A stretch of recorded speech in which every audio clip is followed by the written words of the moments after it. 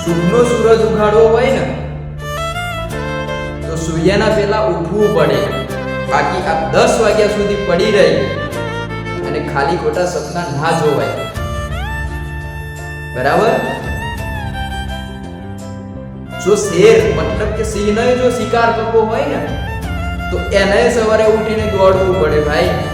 તો તું તો એક વ્યક્તિ છે, ભગવાન શ્રી રામને સંઘર્ષ કરવો પડે તો આપણે એક માનવ છીએ તો આપણે સંઘર્ષ કેમ ના કરી શકીએ?